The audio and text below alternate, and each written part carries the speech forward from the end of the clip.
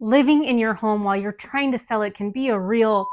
We all have enough stress in life, so today I'm going to share 5 tips to help you keep your home show ready with minimal effort.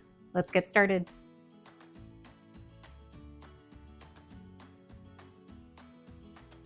Hey there, welcome back to my channel. I'm Erika Monroe. I'm a realtor in the Bay Area, and I specialize in Solano County.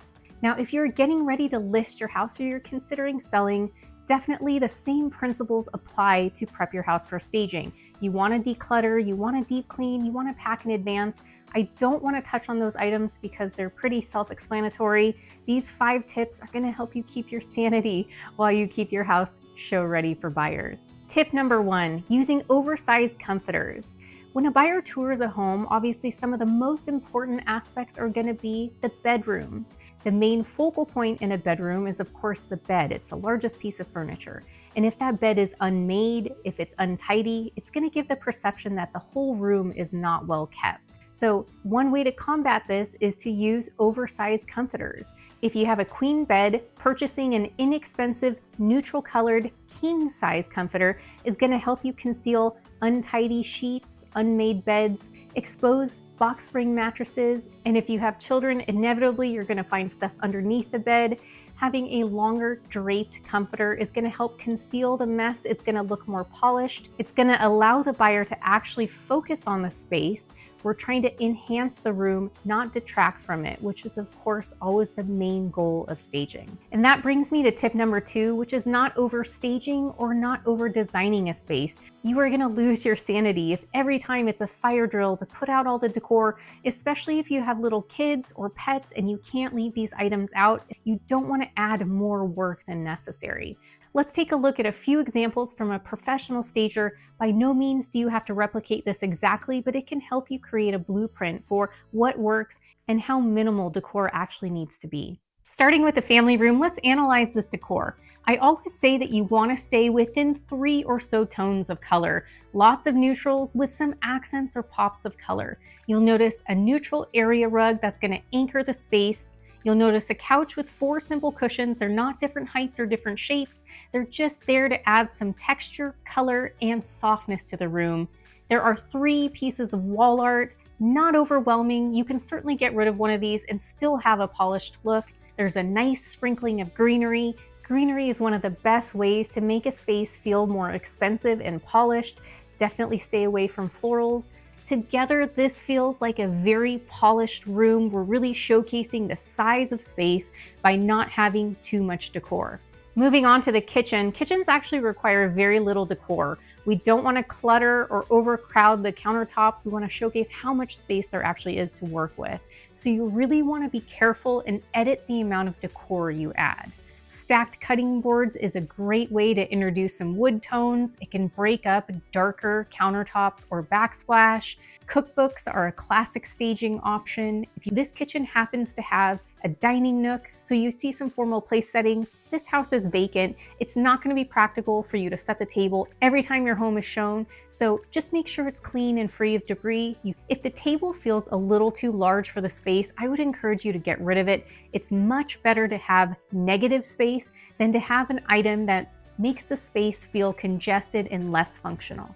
And lastly, taking a look at a bathroom. Bathrooms are often over-designed and you really don't need much. However, I would encourage you to have some show towels, some crisp white towels, maybe something draped over it with a little color or texture. These are not to be used on a daily basis. You would set these out before showings or have a strict rule that no guests and no children could wipe their faces or their hands using these. So this is definitely going to elevate the look and feel of a bathroom. It's going to feel crisp, clean, and fresh. Having a piece of greenery, maybe 1 or 2 items on the wall, whatever the space allows. You don't need much. We just really want it to look cohesive with the rest of the decor in the home. Tip number 3, going back to the kitchen.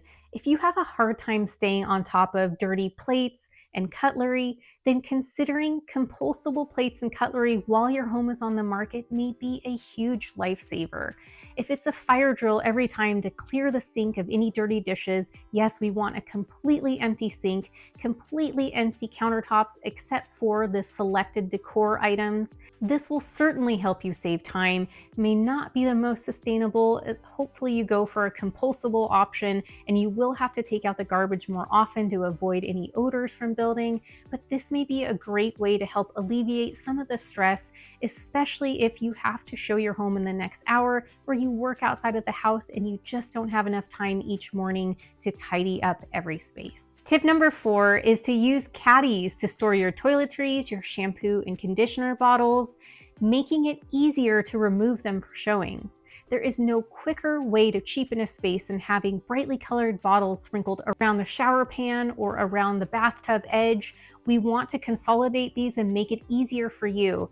That means that there is going to be some legwork. You need to clear some space in your cabinets, and buyers, by the way, open cabinets. So you want it to look as organized as possible. You want to ensure that there's always going to be a space without fail for this caddy, so you can quickly grab it from the shower, put it away. The room looks so much more polished.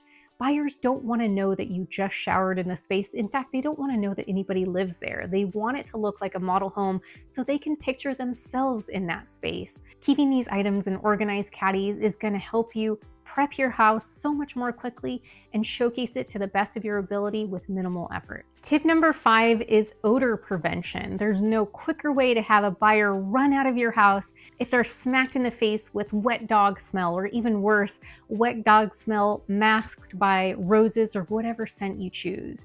In lieu of running around your house trying to Lysol or Febreze every room, working on odor prevention from the get-go. So really doing a deep clean of your soft surfaces, and then especially if you have pets, having a designated blanket or throw that they sit on.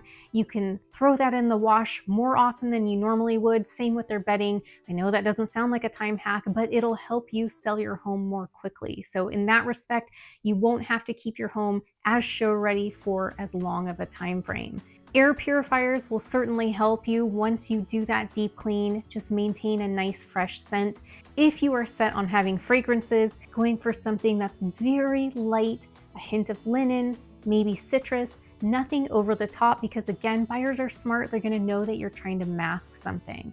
A beautiful home that smells terrible is not going to sell. You're going to find yourself doing a lot of price reductions. So again, even though it involves some legwork, this is absolutely one of the most important things you can do to showcase your home to the best of your ability. If you are getting ready to list your home and you'd like to work together, please feel free to reach out to me. I would be honored to help.